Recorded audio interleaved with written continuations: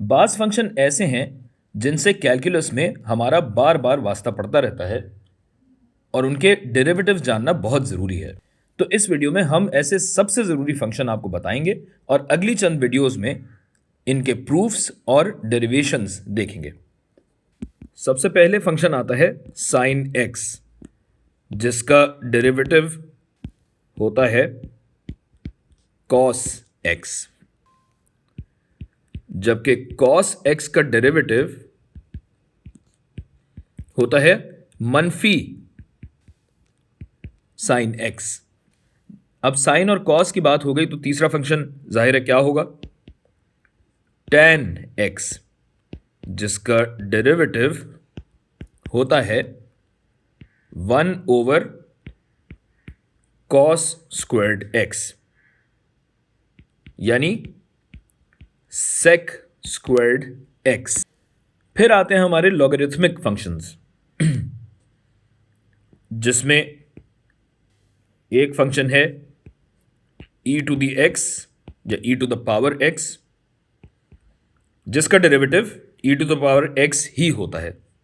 यह हम मजाक नहीं कर रहे, वाकई होता है।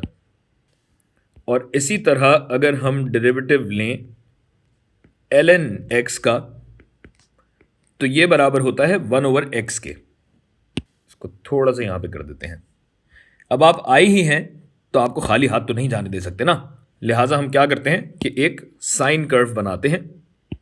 ये लीजिए साइन कर्व, इसको ये हो गया तकरीबन। और साइन में आपको जो एक्स एक्सिस पे वैल्यूज होती हैं 0, ये हो जाएगा π/2 यानी 90 डिग्रीज, ये हो जाएगा पाई यानी 180 डिग्रीज, ये हो जाएगा, ये होगा 3π/2 और ये होगा 2π रेडियन। अब आपको याद ही होगा कि किसी भी फंक्शन का डेरिवेटिव उसकी ढलान होती है और ये ढलान किसी भी पॉइंट पे निकाली जा सकती है। मसलन अगर हम π/2 पे साइन की ढलान निकालना चाहें तो यहां क्या है, delta y by delta x के हिसाब से अगर आप देखें तो यहां पे एक्स जैसे जैसे तब्दील हो रहा है डेल्टा वाई 0 है, यानी यहां पे ढलान 0 होगी। यानी साइन π/2 का अगर डेरिवेटिव निकाला जाए तो क्या होना चाहिए, कॉस π/2 होना चाहिए। और अगर कॉस का ग्राफ आपको याद हो तो कॉस का ग्राफ π/2 पे क्या होता है, बिल्कुल ठीक 0 होता है, यानी ये बिल्कुल दुरुस्त बात है। आप चाहें तो दूसरे पॉइंट्स पे भी चेक कर लें, मैं अगली वीडियो बनाता हूं।